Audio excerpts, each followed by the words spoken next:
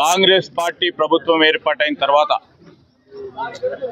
పెద్ద ఎత్తున 110 కోట్ల రూపాయలతో అనేక అభివృద్ధి కార్యక్రమాలకి శంకుస్థాపన చేయడం జరిగింది. ప్రధానంగా మా లక్ష్యం కూడా మౌలిక సదుపాయాలు కలిగియాలి. పట్టణ వాసులకు త్రాగునీరు విషయంలో ఎక్కడ కూడా ఇబ్బంది జరగకూడదు. డ్రైనేజ్ వసతుల విషయంలో కూడా ఎక్కడ కూడా ఇబ్బంది ఉండకూడదు. తెలంగాణ రాష్ట్రం ఏర్పడ్డ తర్వాత ఈరోజు ఇంకా కూడా మిగిలిపోయిన సిమెంట్ రోడ్ల విషయంలో కానీ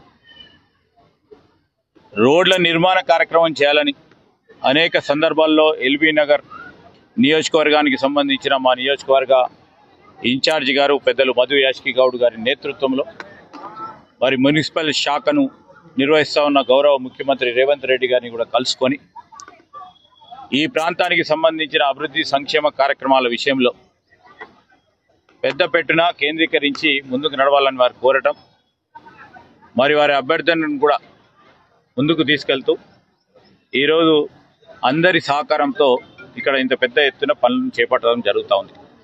ఎల్బీ నగర్ ప్రాంత వాసులకు సంబంధించి మేమందరం కూడా తెలియజేస్తూ ఉన్నాం. మరి మా ఫ్లోర్ లీడర్ అయిన ఇక్కడ దర్పల్లి రాజశేఖర్తో పాటు ఈరోజు మా మిత్రులందరి కూడా ఈ ప్రాంతానికి సంబంధించి ప్రధానమైన సమస్యలు, దాదాపు 10 సంవత్సరాలు తెలంగాణ రాష్ట్రం ఏర్పడ్డది.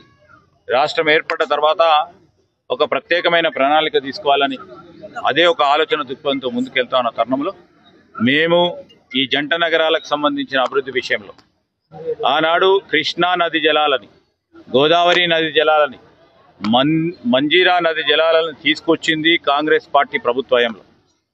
మరొక మారు పెరుగుతా ఉన్న జనాభా ఆవాసాలను కూడా దృష్టిలో పెట్టుకొని ముఖ్యమంత్రి రేవంత్ రెడ్డి గారు కూడా మరొక మారు గోదావరి నది జలాలని మరి పట్టణవాసులకు అందించే కార్యక్రమం చేస్తూ ఉన్న సందర్భాన్ని కూడా ప్రజలందరి దృష్టికి తీసుకొస్తూ మూసీ నది ఈరోజు మూసీ నది ప్రక్షాళన కార్యక్రమం భాగంలో ఏ పేదవాడికి కూడా ఇబ్బంది జరగకుండా, ఏ చిన్నతర మధ్యతరగతి కుటుంబీకులకు ఎవరికి ఇబ్బంది జరగకుండా మరి మూసీ నది ప్రక్షాళన జరుగుతుందని మీ ద్వారా ప్రజలందరికీ తెలియజేస్తా ఉన్నాం.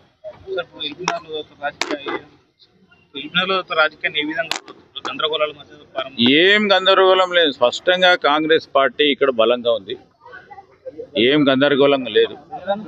రాబోయే మున్సిపల్ ఎన్నికల్లో పెద్ద పెట్టున ఇక్కడ తప్పకుండా మెజారిటీ స్థానాలు గెలుచుకోవటం ఖాయం. ఇంకేమైనా కన్ఫ్యూజన్ ఉందా? ఈరోజు న్యాయస్థానంలో ఉన్నది కేసు. దానికి సంబంధించి మేము ప్రత్యేకంగా ప్రస్తావన చేస్తూ ఉన్నాం. రాష్ట్ర ప్రభుత్వం ఉన్న భూమిలో ఈరోజు ఒక లక్షలాది మందికి ఉపాధి కల్పించాలనే ఒక సంకల్పంతో ముందుకు వెళ్తూ ఉన్న తరుణం. దాని పక్షాన కొంతమందికి అనుమానాలు ఉండే వారు కోర్టుకు వెళ్ళిండ్రు. కోర్టు విషయంలో కూడా కోర్టు కొన్ని ప్రశ్నలు అడిగింది. దానికి ఖచ్చితంగా కూడా న్యాయస్థానాన్ని గౌరవిస్తూ జవాబు చెప్తూ ఈరోజు న్యాయం మా పరంగా నిలుస్తుందనే నమ్మకంతో ముందుకెళ్తా ఉన్నాం. Thank you.